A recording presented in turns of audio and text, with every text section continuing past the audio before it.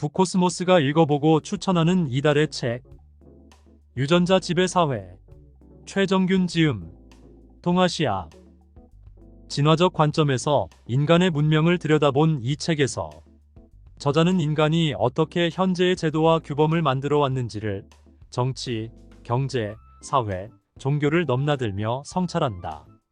마치 보이지 않는 지휘자와 같이 인간 사회를 움직이는 이기적 유전자의 활동이 인간 사회의 여러 영역에서 어떠한 양상으로 나타나는지 탐구하고 그런 탐구를 통해 얻어지는 새로운 철학적 통찰을 전한다.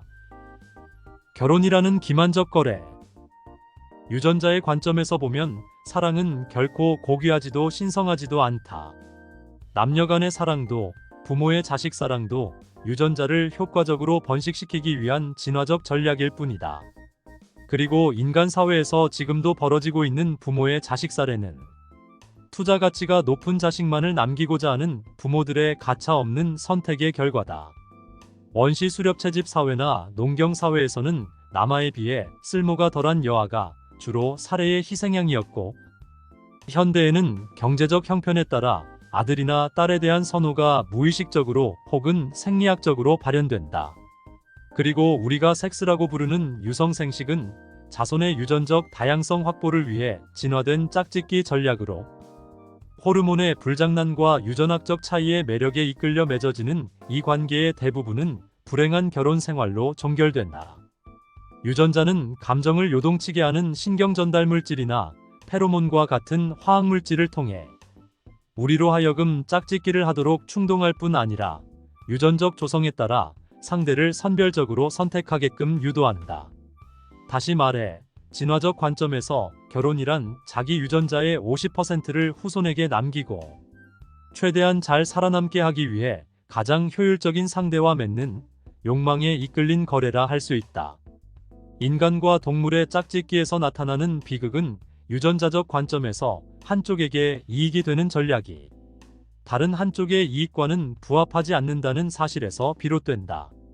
태어난 자식이 생존하는데 부모 중 어느 한쪽의 기여가 필수적이라면 아비와 어미 중 누가 먼저 양육의 책임을 져버리고 더 많은 자손을 만들고자 다른 상대를 찾아 나설지를 두고 갈등이 시작되는 것이다.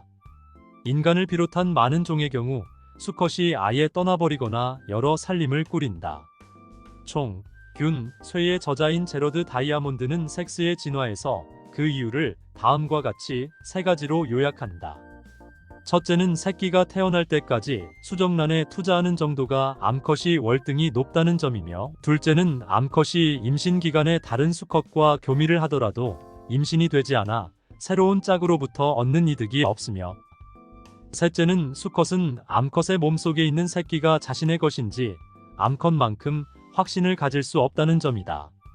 그러면서 제러드 다이아몬드는 도덕적 분노를 불러일으킬 수 있는 인간 대신 안락닭새를 예로 들어 어떻게 수컷들이 교활한 방식으로 암컷들을 속여가며 일부 다처를 실현하는지를 설명한다. 그런데 출산과 양육의 책임을 떠안은 만큼 암컷은 권리라는 무기로 대항할 수 있는데, 자연 세계에서 암컷에게 주어진 권리는 바로 짝짓기 선택권이다. 수컷은 때때로 생존의 위험을 무릅쓰면서까지 경쟁적으로 암컷에게 절박한 구애를 하는데, 이때 어느 수컷을 선택할 것인지는 온전히 암컷의 몫이다. 번식 권한에 관한 한 암컷의 선호도가 결정적이기 때문에 사실상 번식 활동은 암컷에 의해 좌우된다고 볼 수 있다. 나아가 암컷은 유전학적으로 더 우수한 수컷의 아기를 낳아 양육에 보다 헌신적인 수컷에게 아기를 키우도록 한다. 인간 역시 어머니에 비해 아버지에게는 함께 살고 있는 자식들이 자신의 친자식이라는 보장이 없다. 2010년에 이루어진 미국의 여론조사 결과에 따르면 오늘날에도 약 15%의 아내가 혼외정사를 한다. 모든 사회에서 확실하게 믿을 수 있는 유일한 사실은 자식과 산모의 관계였다. 따라서 외할머니는 자신의 유전자가 손주에게도 있다고 확신할 수 있는 반면, 외할아버지는 자신의 딸에 대한 확신도 없는 상황에서 손주에게 자기 유전자가 있다고 확실히 믿을 수는 없다. 하지만 가장 안 좋은 상황에 있는 것은 친할아버지다. 자신의 아들뿐 아니라 그 아들이 데리고 있는 손주들도 정말 자신의 핏줄인지 확신할 수 없기 때문이다. 이에 따른 진화적인 본능은 현대인들에게서도 고스란히 나타난다. 대체로 외조부모가 친조부모보다 손주에게 더 많은 돈을 쓰는데, 특히 외할머니가 가장 많은 돈을 쓰는 것으로 나타난다. 또한 이모와 외삼촌 등 어머니의 형제가 고모나 삼촌 등 아버지의 형제보다 조카에게 더 많은 돈을 쓴다. 이렇게 가족 혹은 혈연관계 안에서 일어나는 진화적 계산이나 기만 등은 모두 우리가 부지불식 간의 유전자의 명령에 따르는 과정에서 벌어진다. 현재 한국에서 갖가지 불행을 초래하는 과잉된 교육열이나 능력주의 문화 역시 결국은 사랑이라는 이름으로 포장된 유전자의 번식 욕구에서 비롯된 것이다. 유전자 지배 사회. 최정균 지음. 동아시아.